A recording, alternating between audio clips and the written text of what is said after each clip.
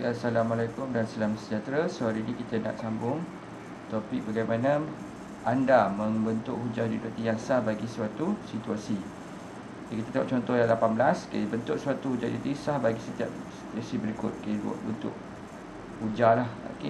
So jadi semua ni, yang pertama ni kita ada semua kan. So dia adalah bentuk satu. Semua A ialah B. So semua mamalia ni, mamalia adalah A, anak ni adalah B. Kucing mamalia adalah C, mamalia adalah A, dan ni C, dan ini adalah B. So jadi ni kita tulis sebagai premis 1. Okey, ni premis 1. Kemudian yang C, kucing ialah mamalia ni adalah premis 2. Okey, premis 2, kucing ialah mamalia. Dan kucing menyusui anaknya, dan ni adalah kesimpulan. Okey, so daripada 3 ayat ni kita buat dia dalam bentuk macam ni. Premis 1, premis 2 dan kesimpulan. Okey. Okey, untuk B pula, okey, dia adalah bentuk B. Okey, dia bentuk 2 dia bentuk 2 sebab dia kata jika kan. So jika dan ada maka. So jika X lebih daripada kosong ni, ini adalah P lah. Maka X bernilai positif. Okey, so ini adalah Q. Okey, 6 lebih besar daripada kosong. So 6, so maksudnya dia adalah P lah. Okey, ini 6 adalah P. Dan 6 bernilai positif, so ini adalah Q. So sama juga, ini adalah premis 1, ni premis 2, dan ini adalah kesimpulan. Okey, so kamu tulis macam ni, 1, premis 1, premis 2 dan kesimpulan. Okey, so jadi ini lebih mudah lah, senang saja sebenarnya. Okey, daripada ayat yang panjang ni kita buat dalam premis 1, premis 2 dan kesimpulan. Okey, kemudian kita tengok C pula. Okey, C ni dia adalah bentuk 3. Okey, bentuk hujah nombor 3. Okey, so jadi jika X ialah nombor ganjil, maka X tambah boleh dengan ni adalah 2. So jadi ini adalah, yang ini adalah P dan ini adalah Q. Okey, ini jika P maka Q kan. Okey, 18 tambah 1 tidak boleh. So tidak boleh. So ini adalah Q lah. 18 tambah 1 ni adalah Q. So bukan so 18 bukan ni. So ni P ni adalah inilah, bukan, dia lebih kepada ada pecahan bukan dan bukan. So kita pecahkan kepada 3, premis 1, premis 2 dan kesimpulan. Samalah ni. Okey, ni premis 1, premis 2 dan kesimpulan. Okey, so itu nampak lebih mudah lah sebab daripada ayat tu kita pecahkan kepada 3. Okay, sekarang kita pergi kepada contoh 19. Okey, dalam contoh 19 ni, okey, saya cikgu ambil tadi ni, note ni kamu sentiasa bawa sebab kita nak rujuk. Kalau tak ada ni susah sikit lah nak jawab. Okey, okey, tulis kesimpulan bagi setiap hujah deduktif berikut untuk membentuk hujah deduktif yang sah dan munasabah. Okey, semua nombor bulat ialah nombor nyata. Okey, so dia di bawah bentuk 1 ni. Okey, semua nombor bulat. Nombor bulat ni adalah A dan nombor nyata ni adalah B. Okey, 38 ialah bulat. So 38 ni adalah B. C ni adalah 38 ni adalah C. Kalau tengok sini adalah C kan. So 38 ni adalah C dan bulat ni adalah A. Inilah nombor bulat tadi kan. Nombor bulat. So jadi dah tentu kat sini adalah C dan B. Okey, so C dan B. Jadi C kita adalah ni. So jadi kita tulis sini 38 ialah inilah B. Nombor nyata kan. So 38 ialah nombor nyata. Okey, nampak tak? Mudah kan nak buat dia punya nak susun dia punya jawapan. Okey, kita ikut je bentuk 1 ni. So ni A, ni B. Itu contoh nombor 1. Okey, sekarang kita tengok premis B pula. Okey, jika AX square plus BX sama dengan kosong mempunyai punca nyata, maka B kuasa 2 tolak 4 AC lebih besar atau sama dengan kosong. So ini adalah bentuk 2. Okey, so bentuk 2. So AX square plus BX plus C ni adalah P lah. Okey, ini adalah P. Dan ini adalah Q. Okay, P adalah benar. So jadi ini adalah P lah. Okay, ni P punca yang benar kan. So ini adalah tentu sini adalah Q. So Q adalah benar. So jadi Q kita adalah ni lah, B kuasa 2 tolak 4AC sama dengan lebih besar daripada kosong atau sama dengan kosong, mempunyai punca nyata. Mempunyai punca nyata. Okey, so ni adalah Q. Okay, kita tengok jawapan dia betul ke tidak.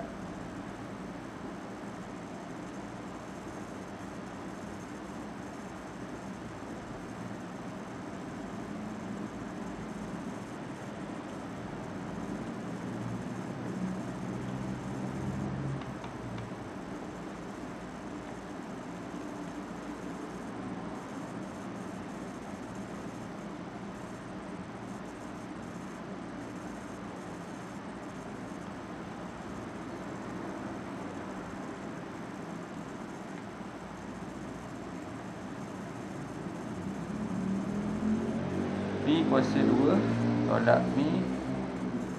Okey, so jadi ni kamu kena gantikan, minta maaf ya, nilai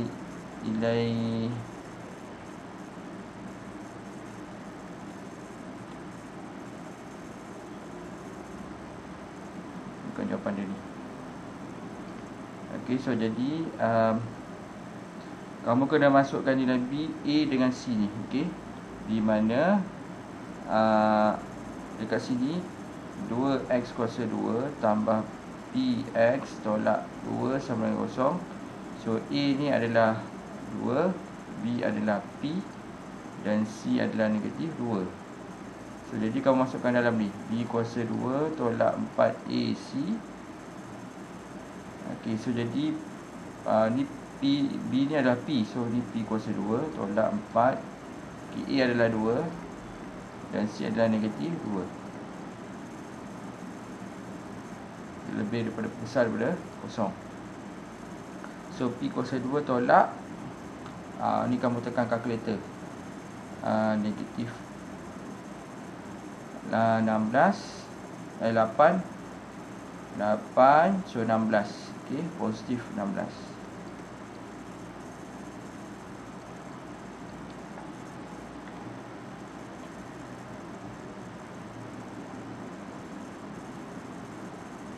Okey, tapi ni dia tak nilaikan lah. Okey, just tulis macam ni. Okey, P kuasa 2 campur 16 lebih besar daripada kosong. Okey, lepas tu kita tengok pula untuk C. Okey, untuk C. Okey, jika garis lurus Y sama dengan MX tambah C selari dengan paksi X, maka M sama dengan kosong. Okey, M tak sama dengan kosong. So jadi ini sama dengan bentuk 3 lah. Okey.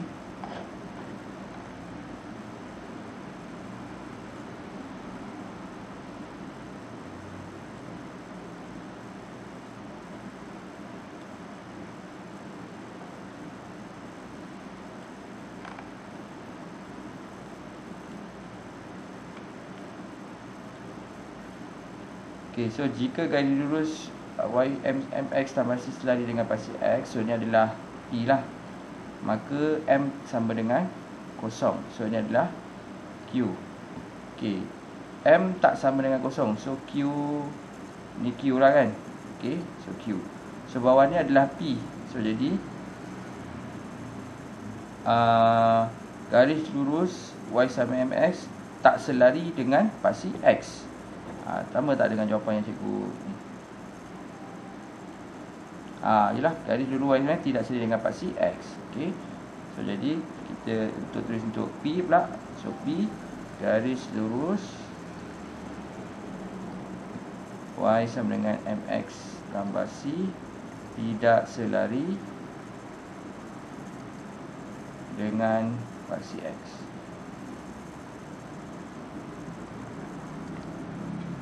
Okey. So itu contoh 19. Okey, lepas tu kita pergi kepada contoh 20.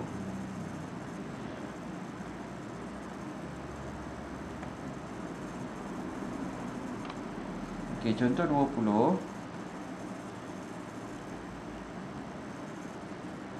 Okey, tulis premis bagi. Okey, sekarang kita nak tulis premis satu dia. Macam mana nak tulis premis satu dia? Okey, so jadi tulis premis bagi setiap hujah didakti berikut untuk membentuk hujah didakti yang sah dan munasabah. Okey, premis satu tak tahu, 37 ialah nombor perdana, 37 ialah 2 faktor. So ni adalah bentuk satu kan. Okey, so bentuk satu. So ni adalah C, ini adalah A, dan ni adalah C, dan ni juga adalah B. So jadi kita tulis sini semua A ialah B kan. Okey, so jadi kita boleh tulis ni semua.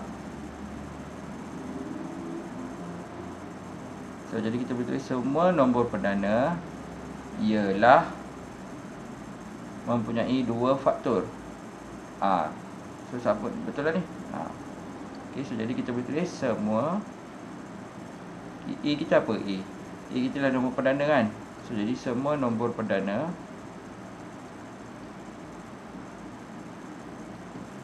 ialah, okey, B kita apa? Ni B kita adalah mempunyai 2 faktor. Okey, semua nombor perdana ialah mempunyai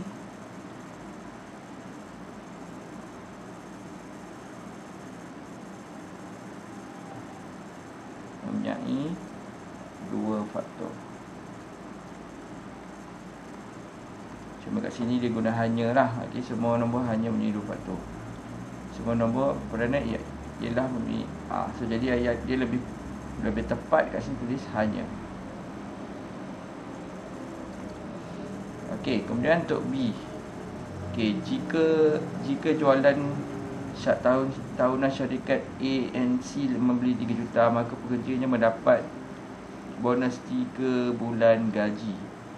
Okey, so jadi kita guna yang nombor 2 ni. Okey, guna nombor 2. Jika P maka Q. So jualan tahunan syarikat ANC ni adalah P. Mendapat bonus 3 bulan ni adalah Q. Okay, jualan tahunan syarikat ANC tidak melebihi 3 juta. So jadi dia kata tidak kan. So kalau tidak, ni dia bentuk 3. Okay, dia adalah bentuk 3. So jadi jualan tahunan syarikat ANC ni adalah P. So jadi sini dah terus kita tulis Q. Okey, so jadi kita tulis kat sini Q kita adalah pekerja tidak mendapat bonus 3 bulan. Q. Pekerja tidak mendapat bonus 3 bulan. Syarikat ANC sekali lah tu. Pekerja syarikat ANC, ni lebih tepat lah. Okey, 3 bulan. Okey, so jadi untuk jawab soalan sini kan perlu tentukan dia bentuk 1 ke bentuk 2 atau bentuk 3. Okey, kemudian untuk C, premis 1 X sama dengan K, maka X ialah punca bagi persamaan 3X kuasa 2 tolak 5 sama dengan 12. So jadi dia bentuk 3 sebab kita tengok dia tak sama kan. So jadi maka jika X sama dengan K ni, ni adalah P. Maka K ni adalah Q. Okey, X tak sama dengan 9. So ini adalah P kan. Okey, so jadi maka K tak adalah bukan punca bagi 3X.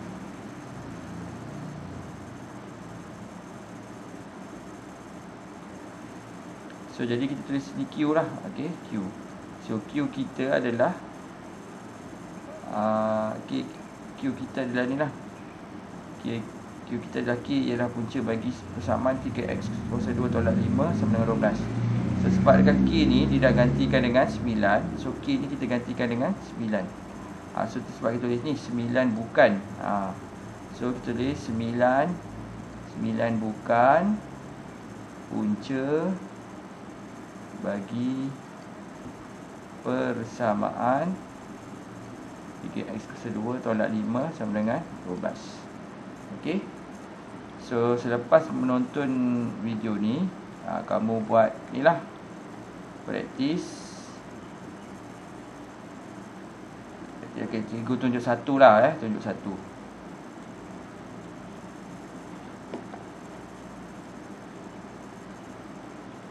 Ke nak bincang semua?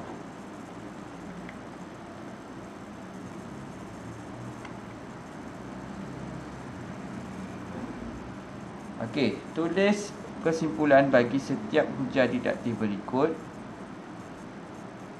untuk membentuk hujah didaktif yang sah dan munasabah. Okay, so jadi ini adalah bentuk satu ya. Ini adalah bentuk satu. Cuba besarkan sikit lah supaya lebih jelas. Macam tak boleh besar je. Tak boleh besar. Tapi kamu, yang penting kamu nampak lah. Okay, so ini adalah bentuk satu. So semua murid 4 amanah ialah menggunakan buku teks digital. So ini adalah A, ini adalah B. Okay, Pravina seorang murid 4 amanah. So Pravina. So ini adalah C, ini C ya. So jadi Pravina ni adalah C. Dan murid amanah ni adalah A lah. So ini adalah B. B dan sorry, ini adalah C. Ini C dan ini adalah B. So jadi Pravina, tulis sini C. So Pravina. B adalah menggunakan buku teks kan. Pravina menggunakan buku digital. Okay, so jadi B. So jadi B adalah inilah menggunakan buku teks digital. Okay, so jadi macam topik ni nampak macam pening sikit daripada ayat-ayat kan. So tapi kamu rujuk ni table ni. Dengan rujuk table ni insya-Allah kamu dapat bantu kamu menjawab soalan. Okay, lepas tu kita tengok pula untuk B. Kita tadi jadual tadi kita bawa supaya untuk rujukan.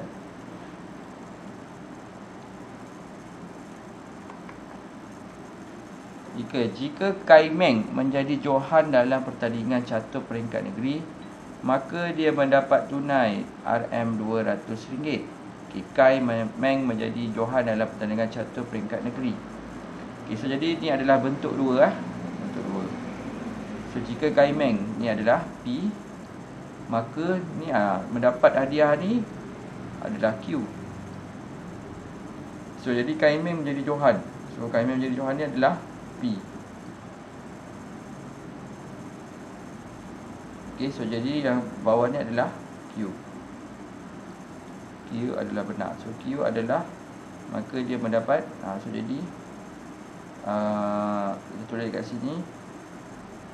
Okay, Q kita apa? Mendapat hadiah tunai RM200 kan. So jadi kita boleh tulis apa? Kalau kamu tulis apa? Q adalah mendapat hadiah kan. So jadi Kaimeng mendapat hadiah wang tunai, mendapat wang tunai RM200.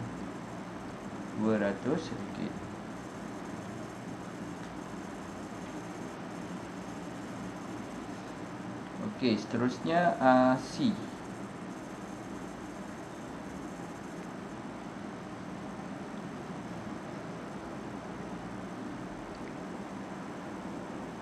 Okey, C, jika segi 4P QRS ialah poligon kata, maka segi 4P QRS ialah segi 4 sama. So jadi ni kita tulis sebagai P dan ini adalah Q. Okey, dia kata segi 4P QRS bukan segi 4 sama. So ini adalah Q lah. Okey, dia gunakan bentuk 3. So ini adalah Q. So jadi sini kita akan tulis P. So P kita adalah ni lah, segi 4 PQRS ialah poligon sekata.